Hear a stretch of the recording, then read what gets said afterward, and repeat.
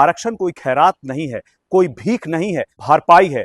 बाबा साहब के द्वारा दिए गए संविधान से यह अधिकार दिया गया है। इसको आप किसी मांग से, किसी पत्र से खत्म नहीं कर सकते हैं। देखिए, युवाओं की समस्याएं असली हैं। अवसर की कमी है तो अवसर को बढ़ाने की बात कीजिए, थाली को बड़ा करने की बात कीजिए। जिसको अवसर मिला है उसको अवसर छीनने की, उसके अधिकार छीनने की बात मत कीजिए। जंतर मंतर पर जाति आधारित आरक्षण व्यवस्था के विरोध और इसके स्थान पर आर्थिक आधार पर आरक्षण लागू करने की मांग को लेकर जमकर प्रदर्शन हुए। विपक्ष ने आरोप लगाया कि ऐसे आंदोलनों के जरिए भाजपा और उनके सहयोगी आरक्षण को कमजोर या समाप्त करने की साजिश कर रहे हैं और आरक्षण को पिछड़ा, दलित, अल्पसंख्यकों का अधिकार बताया। आरक्षण विवाद पर चिराग के सांसद अरुण भारती क्या कुछ कह रहे हैं, इस वीडियो पर एक नजर डालें। देखिए, भारत में अभी तक जो भी आंदोलन हुए हैं, जो नारे निकले हैं, चाहे वो गरीबी हटाओ का नारा हो, चाहे वो अशिक्षा हटाओ, भेदभाव हटाओ, दहेज प्रथा हटाओ, यह किसी न किसी की तकलीफ को दूर करने के लिए हुए हैं। मगर पहली बार हम देख रहे हैं कि ऐसा आंदोलन है, ऐसा नारा है जहां आप किसी के मिले हुए हक को, अधिकार को छीनने की बात कर रहे हैं। आरक्षण कोई खैरात नहीं है, कोई भीख नहीं है, भरपाई है।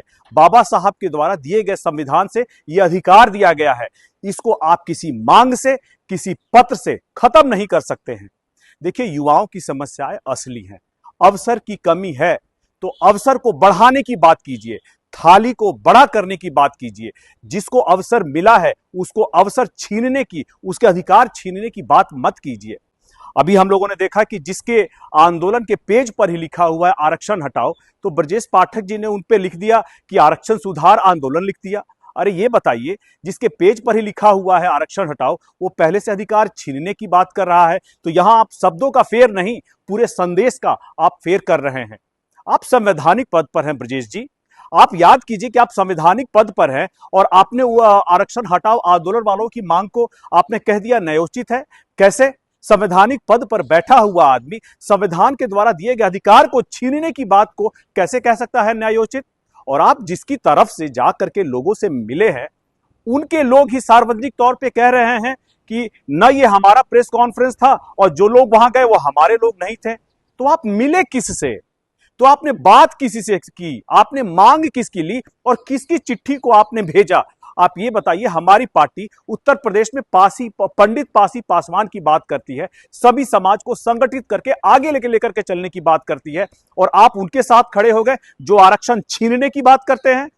ब्रजेश पाठक जी, आप याद कीजिए कि आप जब सांसद बने थे पहली बार बसपा से, तो इसी बहुजन समाज के लोगों ने आपको वोट देकर के बनाया था। आज आप उनके अधिकारों को छीनने की बात कर रहे हैं।